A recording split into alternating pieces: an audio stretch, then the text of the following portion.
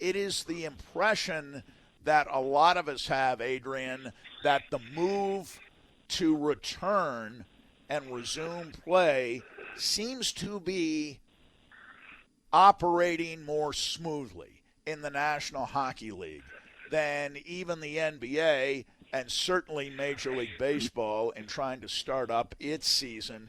Is that impression, as far as you're concerned, the correct one? That the NHL, at least up until now, seems to have done a pretty good job in establishing protocols and communicating so that you're not seeing announcements of opt-outs or conflict between players and owners?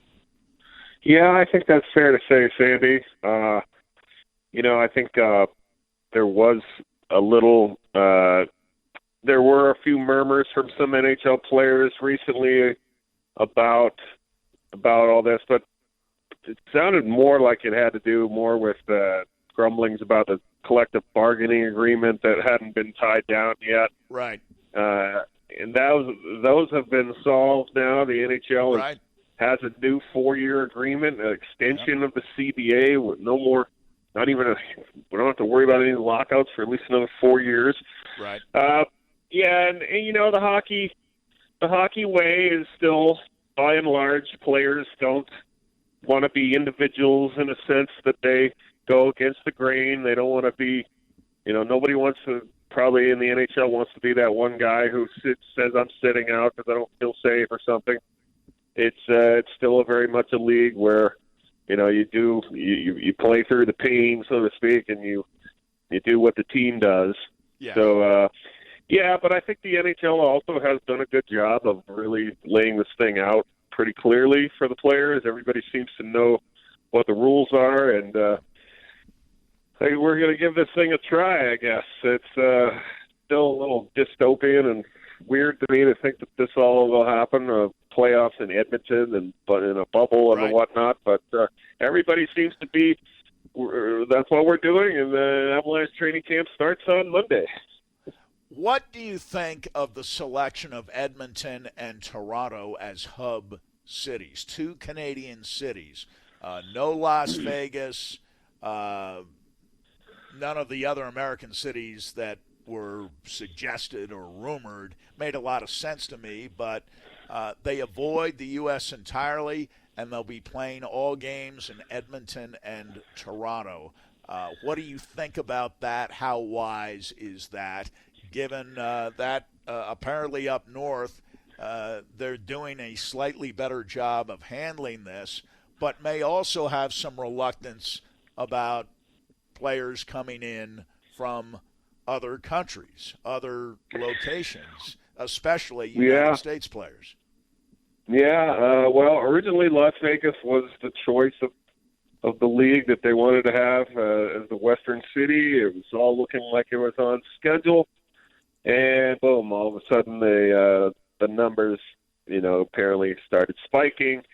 There were reports of hotel workers that claimed that their, positive tests weren't being revealed to the public, and that got out to the press, and then all of a sudden it just became too much of a political liability for the league to go there. So off to Edmonton. I think the league originally wanted to go to Vancouver instead of Edmonton.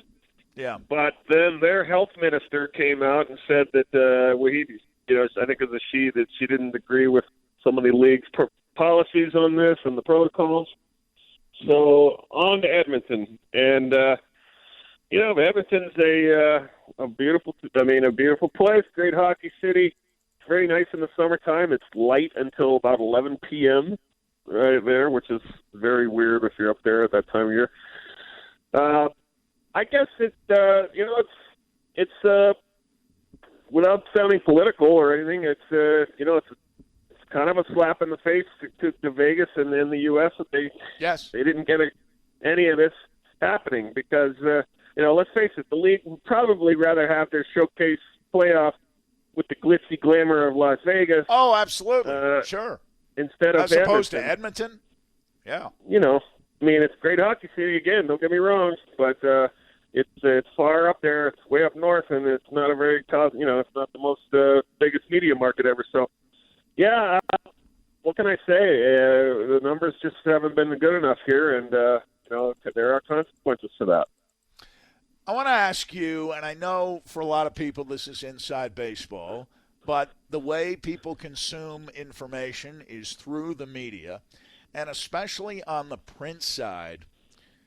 Is there any particular advantage in going to Edmonton for Western Conference writers or going to Toronto for Eastern Conference writers, since everything is going to be virtual in any case, and you can cover the games just as well from your den as you can from the arena, in which you'll be, from what I understand, extremely secluded? Yeah, that's right. I think that's the question that a lot of media people are asking themselves right now, including myself. Is it going to be worth it to try and go up there? First of all, if you want to go into Canada right now, the border is actually closed for most people till the 21st of July. That's one thing. Right. Once you get to Canada, if you're an American or somewhere else, yes, you have to do a 14-day quarantine. Exactly. Once you're there, yep. Even if you test negative.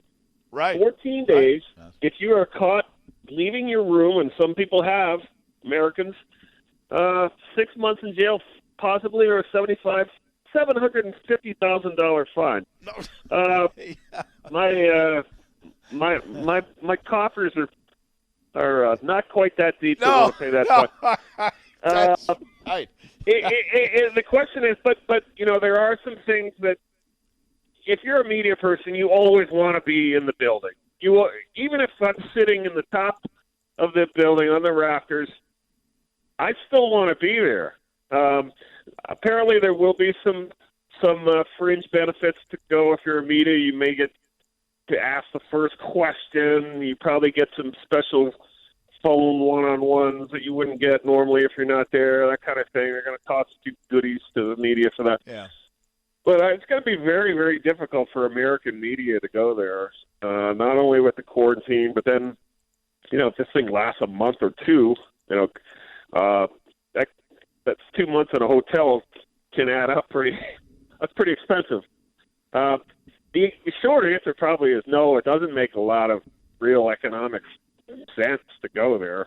I don't know if I really want to be in Edmonton for 2 straight months, 2.5. That's the other maybe. thing. Yes. Yeah.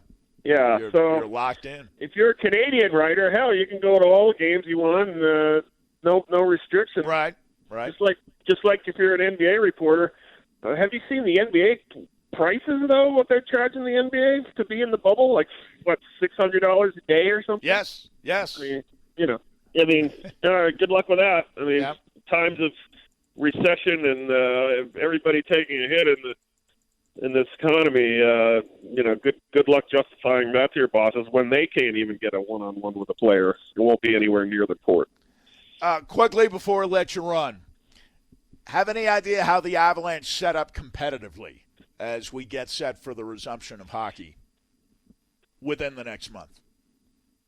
Well, I mean, there's a lot to like. I mean, they're all healthy. Seems to be. According to me, everybody's saying they're all healthy. Everybody's back. I haven't heard of any players wanting to opt out.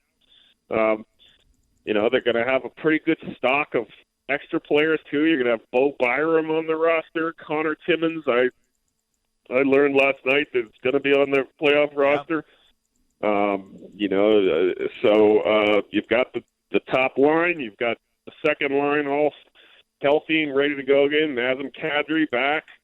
The third line with Matt Calvert and guys like that are ready to go. So, I mean, the question is going to be who's going to be the starting goaltender, right? And how good is that goaltender going to be? To me, that's the number one storyline of the Avalanche as they enter this whole thing, and it may not be decided until maybe not even decided until after the round robin games.